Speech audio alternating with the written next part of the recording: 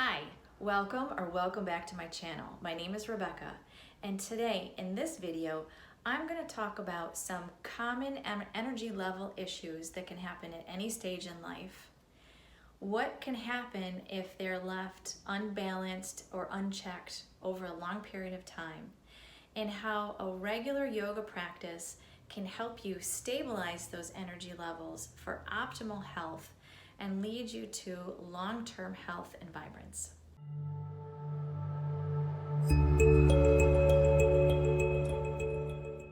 I want to first start out the video by saying that I'm talking mostly about the energy body in yoga.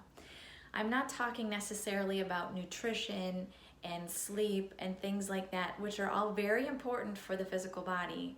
Don't get me wrong, but for this particular video, I want to focus more on the energy channels, the energy centers, and the energy currents that flow through the body.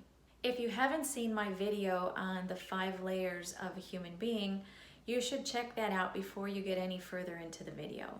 So each human being has an energy body. So in yoga, we say that there's 5 layers to the human being, or 5 bodies, or koshas. And one of those is the energy body. This energy body is made up of 3 subsets, if you will. We've got the main energy centers. We can also refer to them as chakras in Sanskrit. We also have the main flows of energy through the body, or the main currents of energy, and we often refer to those as the pranavayus in yoga or Sanskrit. And also, there's also a system of energy channels called nadis in Sanskrit. Each one of those functions of energy or systems of energy has a correlating emotional and intellectual aspect to it. So, for example, we have 7 main energy centers along the spine, starting at the base of the spine, going up to the crown of the head. And each one of those energy centers has a tendency to correlate with certain. When they're not in balance, we feel the negative side of the aspects that are associated with those energy centers. And when they are in balance, we feel the positive effects of what those energy centers are like in balance. All right, real quick, if you haven't done so yet, please hit the like button below, subscribe to my channel so you can be notified of my next video. So in yoga, we view all things manifested as a result of the energy first. So just shift your thinking for a minute if you're not used to this. Think energy first, physical second. So let's use the example of feeling like knots in your stomach or butterflies and what it does to your digestion. So as adults, we sort of figure this out. We have a certain type of situation that may trigger certain thoughts, that triggers certain emotions, and then triggers, certain digestive issues or our feeling of our stomach in knots. And then once this has happened, in yoga, we know that this creates a pattern. And so now that human being has the predisposition for that thought or feeling resulting in that digestive issue. And when this happens repeatedly over time, it becomes easier and easier for that to happen. And pretty soon, we don't have to have the physical situation trigger the emotion, trigger the thought, trigger the physiology. We can just have the thought trigger the physiology. And so in yoga, this is kind of how we create those tendencies in the energy body that are related to health issues. So now you've got the energy that creates the physical, but also once that's happened, you've got the physical now is sort of reinforced by the energy, because now you feel the symptom and it makes you think, oh, I have the symptom, and so it becomes this circular pattern and you end up with this energy cycle.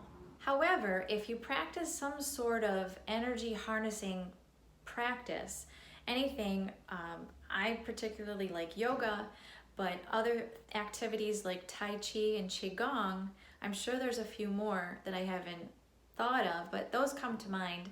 If you're practicing activities like that, then you're learning how to draw in new energy and clear out the old energy. And so by doing this, you begin to break the habits of the energy body. And when you break the habits of the energy body, or let's just say you do this just naturally, your energy body doesn't even pick up the habit because it's getting cleaned out regularly.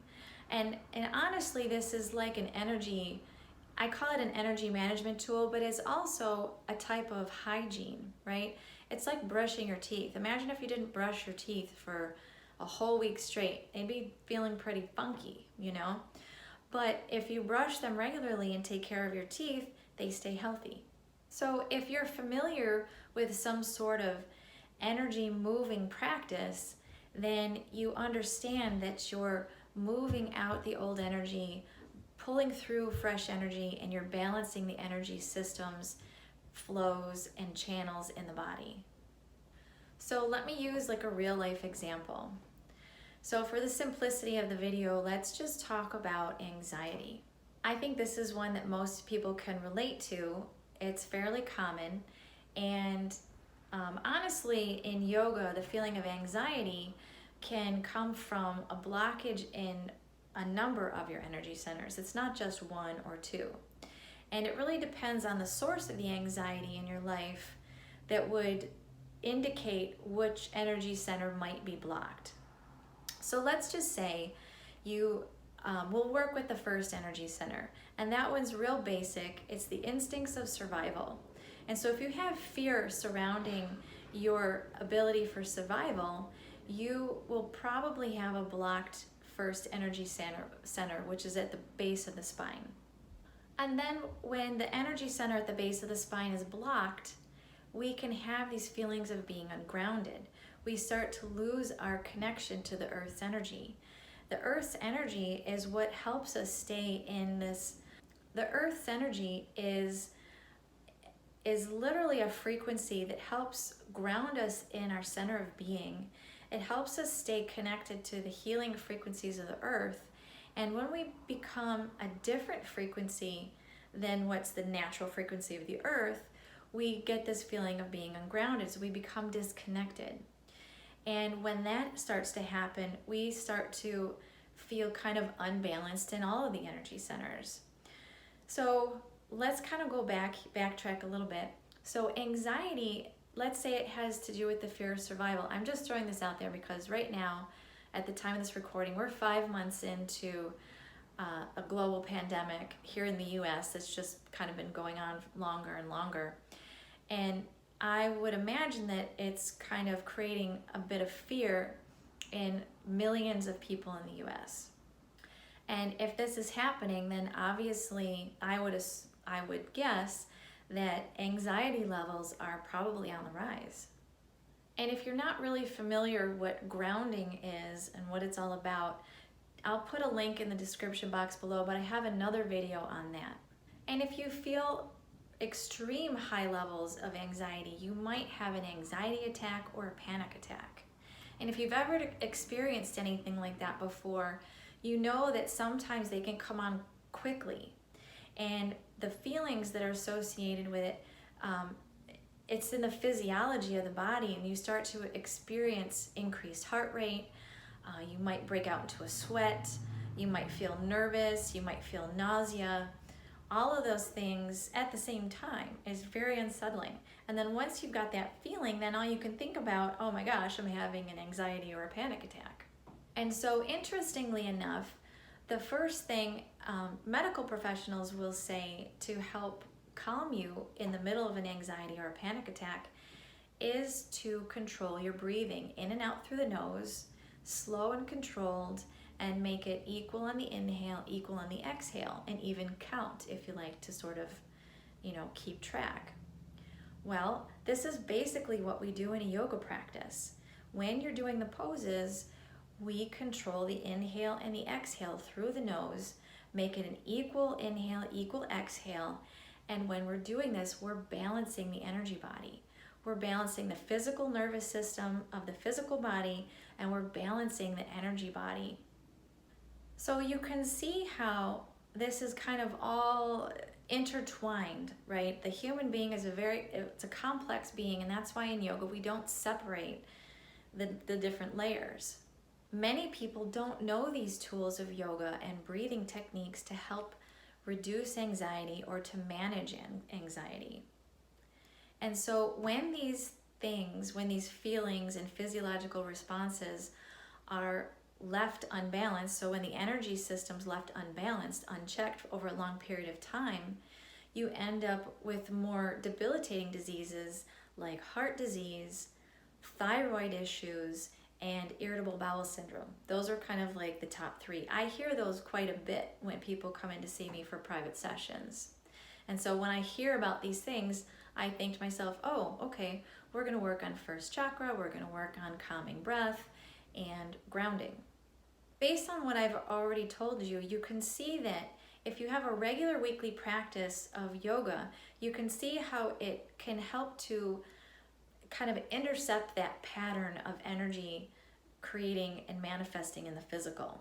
And I don't care if your practice is twice a week or 6 times a week or somewhere in between. It's the fact that you have the regular practice.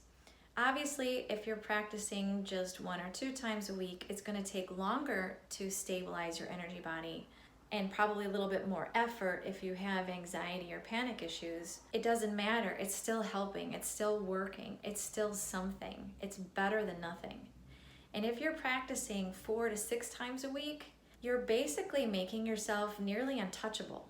And when I say that, it's because the effects of a long-term practice of yoga on the energy body means that now your energy body is used to being in balance. And when it's used to being in balance as its normal state, when life throws us curveballs and we're kind of thrown off for just a bit, because it happens, even the most stable people, when major life events can happen, it will definitely throw you off your game. But if you are a regular practitioner and you practice often, that stuff flows through you. You experience the emotions, you go through the experience, it flows right through you, and you can process these things a little bit more quickly than someone who doesn't. And when that's happening, you get to keep your optimal vibrant health. Your energy levels stay balanced because that's your natural state. You're used to being in balance. And when you're used to being, that's your groove. So your body will naturally want to gravitate towards being in that groove. And so yoga, the practice of yoga, and even Tai Chi and Qigong, they bring in this element of present moment awareness. And when we're doing this, this is kind of like the crux of what yoga is. It's that union of the individual self with the larger self, or it's the individual spirit with the big spirit. And when we learn to do this, we start to become more familiar and more comfortable in the fact that we are part of the big spirit. And when we know that, all of the things that happen to us just become part of the dance of life, part of the illusion that we live in. You start to understand and really live from that space of knowing, and it just helps you stay centered in the being that you are. So using yoga as an energy management tool over a long period of time helps to build resilience in the physical body, the energy body, the emotional, the intellectual, and the spirit. And it helps you stay in that center of your truest self. And honestly, I think that is my favorite thing about yoga. That's all I've got to say on this one. Thank you so much for staying to the end. If you haven't done so yet, hit the like button and subscribe to my channel. See you next time.